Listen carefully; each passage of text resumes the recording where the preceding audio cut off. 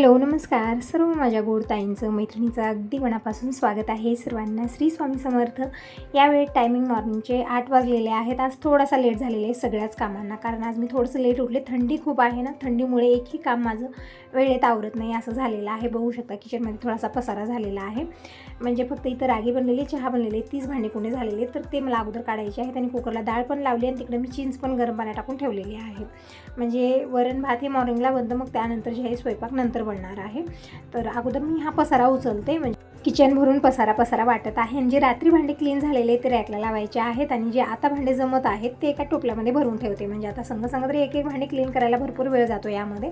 म्हणून मी काय करते, जे स्वयंपाक होईपर्यंत भांडे जमतात ते मी किचन काउंटर न ठेवता खाली एक टोपलं ठेवत असते आणि त्या टोपल्यामध्ये भांडे भरते. म्हणजे किती असो त्यामध्ये राहतात, मग नंतर क्लीन करता येतं. कारण आपण एक क्लीन करत बसलं भरपूर वेळ त्यामध्ये जातो, एकही काम आपलं व्यवस्थित होत नाही.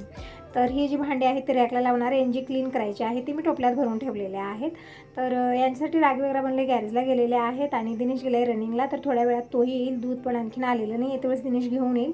तर मॉर्निंगची धावपळ आपली सुरू असते. जोपर्यंत की सगळे येतात, म्हणजे एक टाईमचं जेवण खाणं होतं, तोपर्यंत आपली धावपळ सुरूच असते. आणि तसं तर आज थोडंसं मी लेट उठलेले आहे.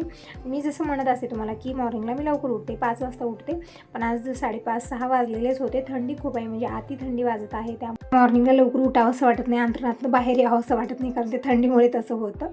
तर असं उठले म्हणजे लवकर उठणं गरजेचं आहे. लेट झाला की मग आपलं दिवसभराचा रुटीन आहे ना, ते थोडंसं असं चालतं ना, की सगळं लेट, मग नंतर सगळ्याच कामाला लेट असं होतं.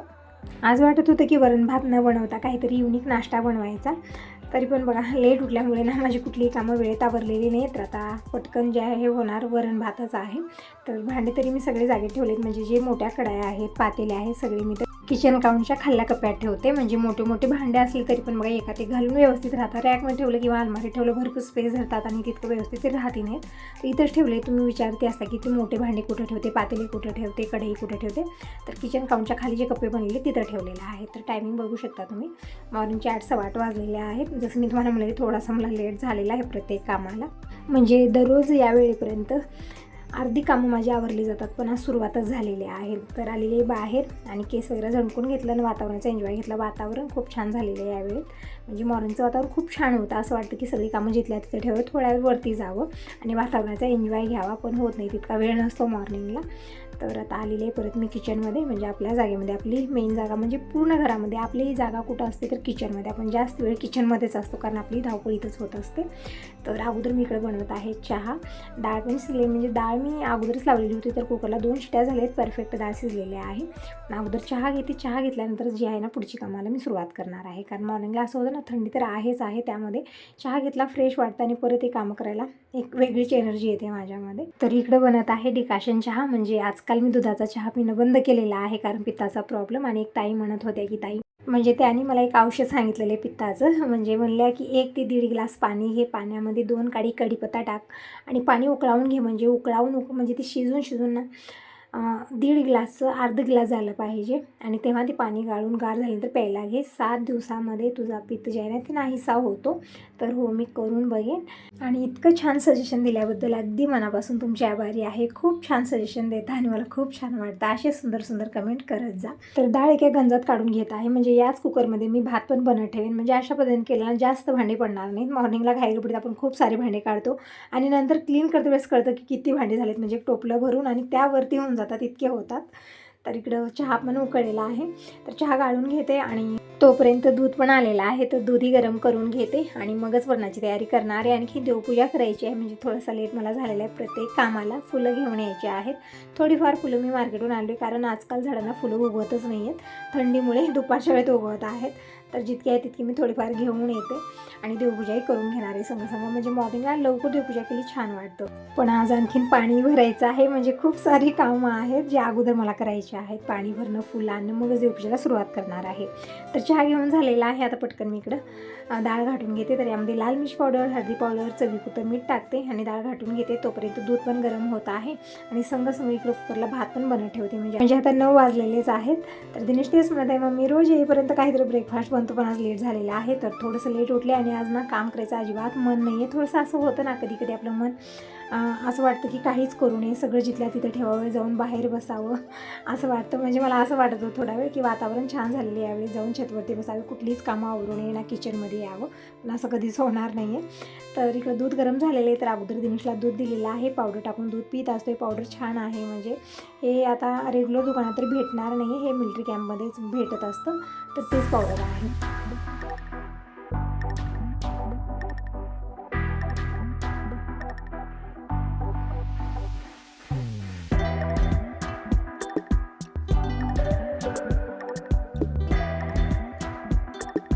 तर इकडे डाळीमध्ये मी थोडंसं गरम पाणी टाकून घेतलेलं आहे आणि डाळ घाटून घेतलेली आहे, कारण एकदम गार झालेली आहे, भरपूर वेळ झाला शिजून.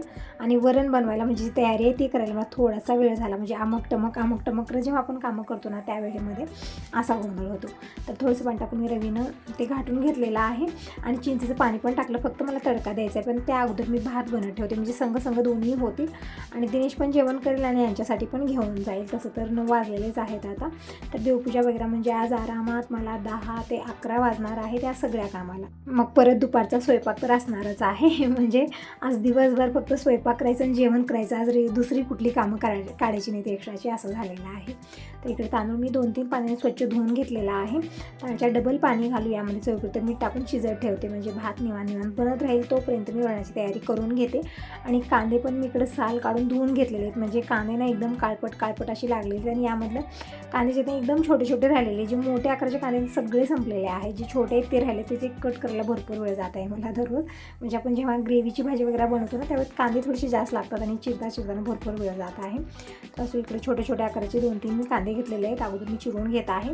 लसूण पण सोडून घ्यायचं आहे, म्हणजे वरणामध्ये लसूण आणि कांदा दोन्ही टाकते, छान चव येते वरणाला.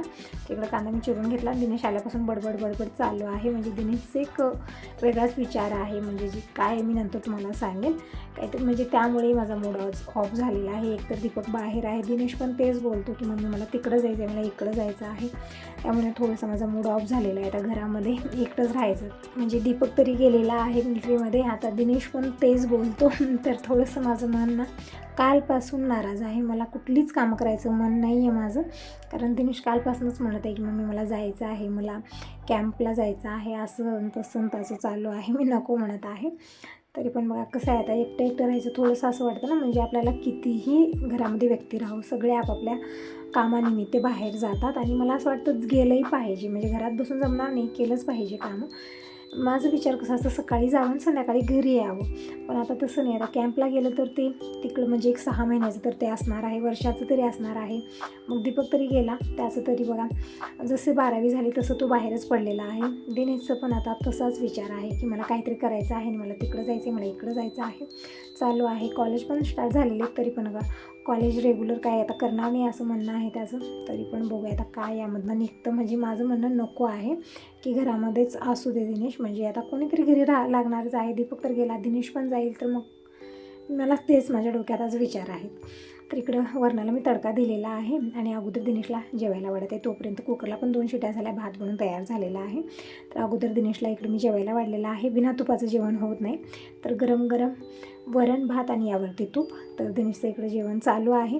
यांच्यासाठी टिफिन पॅक करून दिलं आणि आता मी करत आहे देवपूजा. म्हणजे लेट झालेलं आहे, जसं मी तुम्हाला म्हणलेलं आहे की मॉर्निंगला लवकर पूजा करावी, पण असं होतं ना कधी लेट होतो आणि कधी असं होतं ना आपलं मूड की कुठल्याही कामात मन लागे ना. कालपासून तसं झालेलं आहे, जेव्हापासून की मी ऐकलं की दिनेशला जायचं आहे आता मिलिटरी कॅम्पवरती, म्हणजे जे ट्रेनिंग देतात ना तिथं जायचं आहे असं त्याचं म्हणणं होतं. म्हणजे दीपकला आणि अहमदपूरला ठेवलेलं होतं अगोदर, दिनेशचा पण तसाच विचार आहे. तर इकडं देव सगळं उचलून मी किचन काउंटर ठेवलेले आहेत, कारण इथं अडचण होते, त्यामुळे समोर मी बसून देवांना स्नान घातलं ना थोडंसं पाणी सांडलं जातं इथं, त्यामुळे मी किचन काउंटर देवांना स्नान घालत असते. आणि आता देवाराही पुसून घेतलेला आहे. आसन वगैरे मी आज चेंज केलेलं नाही, प्रत्येक गुरुवारी मी करत असते. मी शेअर पण करते की कशा पद्धतीने गुरुवारची पूजा होते. आरामात 2-3 तास लागतात, पण दररोजची पूजा मला फक्त अर्धा तासामध्ये माझी रेग्युलर पूजा होत असते. फक्त मी आसन वगैरे चेंज करते, फक्त देवांना स्नान घालते, देवपाट्यावर विराजमान करते, हळदी कुंकू चंदन वाहते आणि दीप प्रज्वलित करते. अशा पद्धतीने रोजची पूजा होते. तर आता आलेली मी बाहेर, म्हणजे फुलं नेण्यासाठी मी आलेली होते आणि गेट पण बाहेरचं मी ओढलेलं नव्हतं. म्हणजे जी मॉर्निंगची कामं झाली, अंगणाची साफसफाई, झाडांना पाणी देणं, हे सगळं झालं. रांगोळी काढली, नंतर गेट ओढायचं राहून गेलं. तर आता गेट पण ओढलेलं आहे, फुलं पण घेऊन आलेली आहे आणि अगोदर मी TV लावते. म्हणजे थोडंसं आज ना मन जे आहे ना थाऱ्यावर नाही असं झालेलं आहे. मॉर्निंगपासून कुठल्याही कामात मन नाही. तर टी व्ही लावलं तर थोडंफार जे सांगतात सत्संग छान वाटतं, ते ऐकत ऐकत मी माझी कामं आवरत असते. तर पाणी मी अगोदरच भरून घेतलेलं आहे. आता देवांना स्नान घालू. तर महादेवाची पिंडी आणि नंदी भगवान वेगळ्या धातूचे बनलेले आहेत, त्यामुळे त्यांना अगोदर स्नान घालून मी साईडला ठेवलेलं आहे. आता देवाने स्नान घातलं. कॉटनच्या कपड्यांना पूर्ण पाणी पुसलेलं आहे आणि देवपाट्यावर विराजमान केलेलं आहे आणि हळदी कुंकू चंदन वाहिलेलं आहे आणि फुलं पण घेऊन आली. म्हणजे थोडीफारच फुलं भेटलेली, जास्त फुलं आजकाल उगवत नाही, दुपारच्या वेळेत उगवतात, म्हणून जितके उगवलेले होते तितके आणलेले आहेत आणि थोडेफार मी खरेदी आणायला लावलेले आहेत, म्हणजे झेंडूचे आहेत, स्वास्तिकचे आहेत. तर देवांना मी फुलं वाहत आहे. आणि एक ताई विचारत होत्या की संक्रांतीचा सण येत आहे, ताई साडी घेतली का संक्रांतीला? तर नाही ताई, आणखीन खरीदारी मी काहीही केलेली नाही आहे. म्हणजे आपल्याला वाण द्यायचा असतो, त्यासाठी काही सामान आणायचं आहे, साडी घ्यायची आहे. तर आणखीन मी काही शॉपिंग केलेली नाही, म्हणजे मी बाहेरच गेलेली नाही आहे. जी घरची कामं आहेत तेच मी एक आवरत आहे. कसं झालेलं ना, 3-4 दिवस मी बाहेरच होते, म्हणजे नंदबाईकडे 2 दिवस आणि परत इकडे गावाकडे 2 दिवस आल्यानंतर एक कामं मी आवरत आहे. आणखीन संक्रांतीच्या सणाची जी खरीदारी, जी शॉपिंग आहे आणखीन झालेली नाही आहे माझी. तर आता लवकरच शॉपिंगला जाणार आहे मी, कारण आता जास्त दिवस नाही आहेत. तर आता बघूया काय सामग्री देण्यासाठी आणणार आहे, म्हणजे वाणात देण्यासाठी. परत आता स्वतःसाठी साडी घ्यायची आहे, काय घ्यायचं आहे तो पण विचार आणखीन झालेला नाही आहे. तर मी शॉपिंग केल्यानंतर तो व्हिडिओ तुम्हाला जरूर येईल. तर आता यासोबत या व्हिडिओला इथं सेंड करते. व्हिडिओ कसा वाटला नक्की सांगा. पहिल्यांदा बघत असाल तर चॅनलला सबस्क्राईब जरूर करा. बाय बाय, टेक केअर सर्वांना. श्री स्वामी समर्थ.